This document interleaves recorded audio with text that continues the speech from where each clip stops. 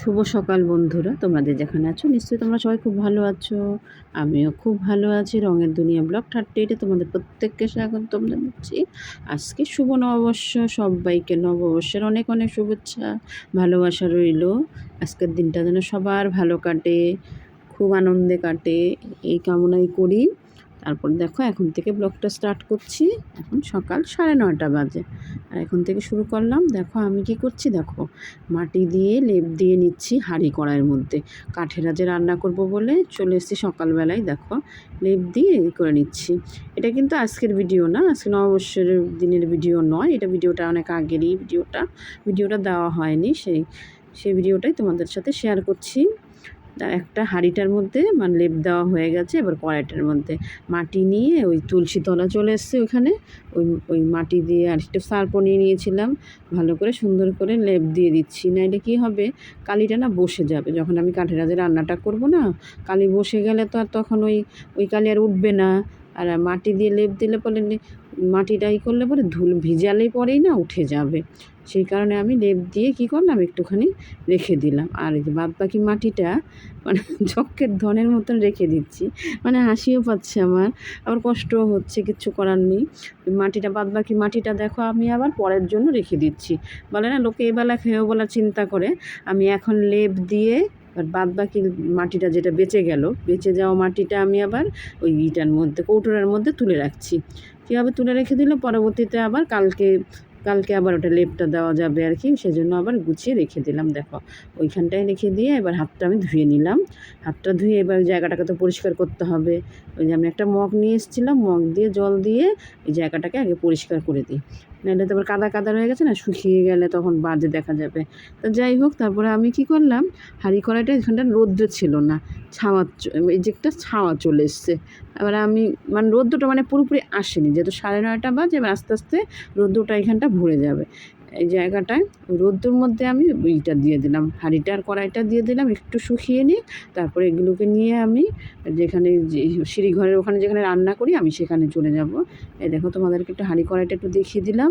তারপর তো হাঁড়ি কড়াই এখানটা শুকিয়ে রয়েছে ওখানে, আমি এখনও নিয়ে আসিনি।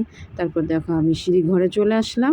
এই মইটাকে আবার সরিয়ে দিচ্ছি, আমি মইটাকে সরিয়ে এইখানটায় যে ফুল ঝাড়ুটার ওইখানটা ছিল, কারণ এইখানটা তো আমাদের খুব একটা দরকার পড়ে না, এখানে খুব একটা আসা হয় না। আর এখন দরকারের জন্য তো আসতেই হবে, রান্না তো করতেই হবে, আর গ্যাসের এত সমস্যা। তা যেভাবে হোক খেতে তো হবে, বাঁচতে তো হবে। গ্যাসের সমস্যা এতটা, আমাদের প্রচুর গ্যাসের সমস্যা, আর আমাদের গ্যাস ছাড়া কোনো অপশন নেই। তাও এই বছর আবার আমাদের একটা লোহারি কিনেছিল গরম জল করার জন্য, ওটা দিয়ে এবার গরম জল হয়েছিল। রড আর কি কিনেছিল, লোহার রড, ওটা দিয়ে গরম জল হওয়াতেই কাঠগুলো মানে বেঁচে গেছে। কিন্তু দুঃখের বিষয় কি, কালকে না বৃষ্টি হয়েছিল, বৃষ্টিতে সব ভিজে গেছে। দেখো মোটামুটি ভালোই কিন্তু জ্বালানি আছে, জ্বালানিগুলো দিয়ে ভালোই সুন্দর, ভিতরে কিছু আছে। এবার আমি ভাবছি তাহলে কী করবো, তাহলে রান্নাটা তাহলে কী করে করবো, কিন্তু রান্নাটা আমাকে এখানেই করতে হবে। যেভাবে হোক এখান থেকে রান্নাটা আমাকে করে নিয়ে যেতে হবে। আর আজকে হলো শনিবার, সেদিন শনিবার ছিল, শনিবারের ব্লগটাই তোমাদের সাথে শেয়ার করছি। তারপরে আমি না একদম দোতলায় চলে এসেছি, এসে দেখতে পাচ্ছি যে এই যে জুতো টুতুই করে আগে জুতো প্যাকেট ট্যাকেট এগুলো সব উপরে পড়ে আছে। তা আমি ভাবলাম একটা কাজ করি, জুতোর প্যাকেট ট্যাকেটগুলো যখন পড়ে আছে ওগুলো না জ্বালানি করে ফেলে। আর এইগুলো না আমি এবার তখন নিয়ে এসেছিলাম তোমাদের সাথে শেয়ার করবো। আর আমি একা একাই তো ভিডিওটা করছি, একবার স্ট্যান্ডে বসাচ্ছি, আবার একটু ভিডিও করছি, এরকম করে করে রান্নাও দেরি হয়ে যাচ্ছে। আর দেখো আমি এগুলো সব নিয়ে এবার নিচের দিকে চলে যাচ্ছি। আমি এগুলো দোতলা থেকে নিয়ে আসলাম। আমি ভাবলাম কি অন্তত যাই, যেভাবে হোক রান্নাটাকে আমাকে কমপ্লিট করতে হবে, রান্নাটাকে করতে হবে। সেই কারণে আমি দেখো এগুলো নিয়ে সব নিচে চলে আসলাম। নিচে চলে এসে এইবার আমি সব দিকেই ঝামেলা। উনানটাও কিন্তু ভেঙে গেছে, উনানটাও সাইড দিয়ে এই সাইড ওই সাইড মানে ঠিক করে বসছে না। আমি এবার ইট দিয়ে না একটুখানি এই সাইড ওই সাইডই করে না ইট দিয়ে বসিয়ে দিলাম, ভেঙে চুরেই হয়ে যাই হোক, যতটুকুই আছে ততটুকু দিয়েই ম্যানেজ করে করতে হবে। তারপরে আমি দেখো যে কাঠ এইগুলো দেখলাম না, শুকনো না, ভেজা কয়েকটা নিয়ে এসেছিলাম, দেখলাম পুরো ভেজা, হবে না, আরও ধোয়াবে, আরও উল্টো পাল্টাই হবে। তারপর দেখো মটর ডাল, সাথী মটর ডাল ভিজিয়েছিল, ওটাকে আবার আমি কি করেছি, রান্নাঘরে ওটাকে মটর ডালটাকে বসিয়ে এসেছি। ভাবলাম কি ওইদিকে ডালটা হয়ে যাক গ্যাসে, তাইলে এদিকে আবার আমি কি করি, অন্য কিছু তাহলে বসিয়ে দিই। আগে ভাতটা যদি বসিয়ে দিই তাহলে ভাতটা আগে হয়ে যাবে।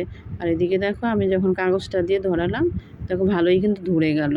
সুন্দর কাগজ দিয়ে ধরিয়েছি। আর প্রচুর মশা এখানে, মানে এত মশা না, মানে বসা যায় না। আর এখানে কেন, যখন আমরা ঠাকুরের বাসন ধুতে যাই, যেখানে ওই যে মাটি দিয়ে লেপ দিলাম, ওখানটা এত মশা, এত মশা।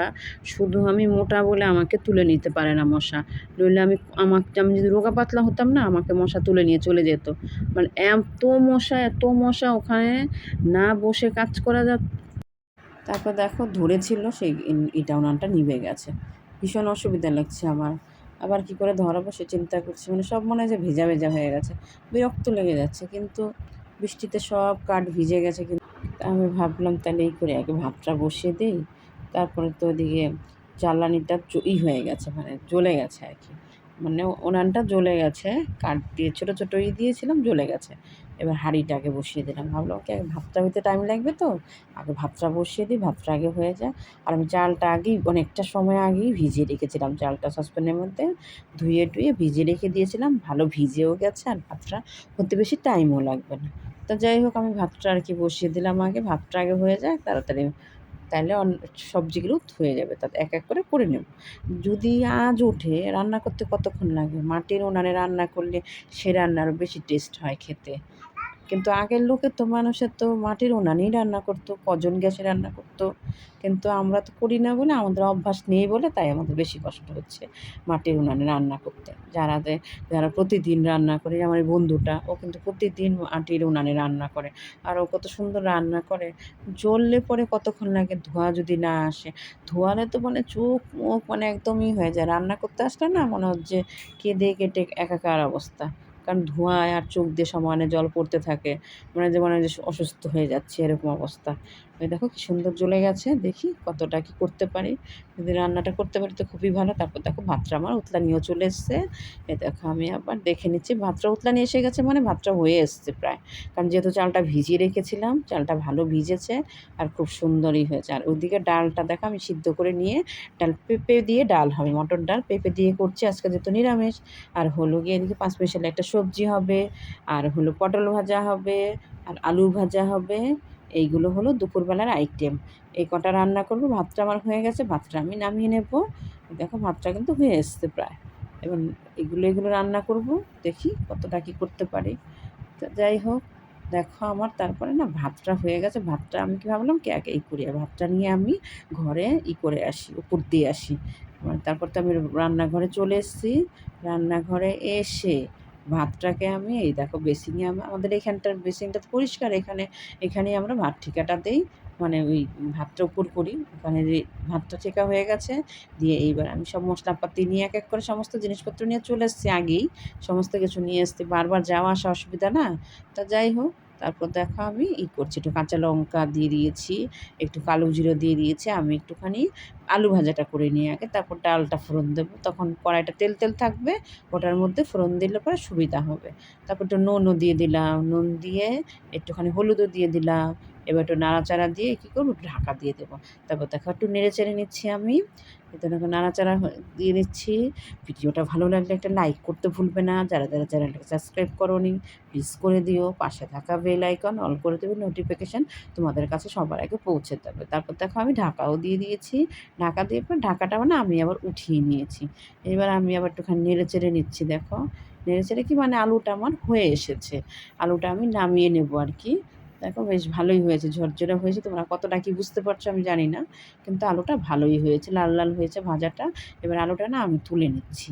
দেখো আমি তুলে নিচ্ছি আলুটা। ঠিক আছে, যেরকম রান্না যখন আমরা করি তখন তো বেসিনটা সামনে থাকে, জলটারও সামনে। আর এখানে তো ওরকমভাবে করতে পারছি না, ওইটা আলুটা নামিয়েই না আমার কড়াইটা মানে মাঝখানের এইটা যে ওই জায়গাটা তেল তেল ছিল, ওখানে আমি আবার পাঁচফোড়ন ফোড়ন দিয়ে দিয়েছিলাম, শুকনো লঙ্কা দিয়ে দিয়েছিলাম। দিয়ে আমি ডালটা সবার দিয়ে দিয়েছি। ডালটা আর কি দেখো আমার ডালটা হয়ে গেছে। ডালটা পুরো ফুটে, আমি তো রান্নাঘর থেকে ডালটা ফুটিয়ে নিয়ে এসেছি, মানে সিদ্ধ করে নিয়ে এসেছি, শুধু ফোড়নটা এখানে দিলাম। আমার ডালটা হয়ে গেছে, আমি ডালটা নামিয়েও নেব। তারপরে কী করলাম, আমি না পটল ভাজা বসিয়ে দিলাম, মানে এক এক করে রান্নাগুলো পটাপট আমি করে নিচ্ছি। তারপরে আমার পটল ভাজাও নামিয়ে নিয়েছি।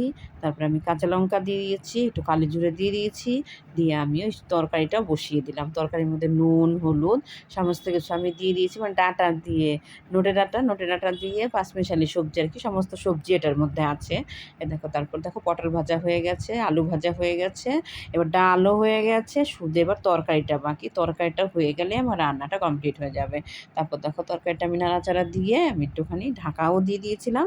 তারপর তরকারিটার মধ্যে আমি জলও দিয়ে দিয়েছি। দেখো, আজকের ভিডিওটা বন্ধুরা এখানেই শেষ করলাম। দেখা হবে পরবর্তী ভিডিওতে।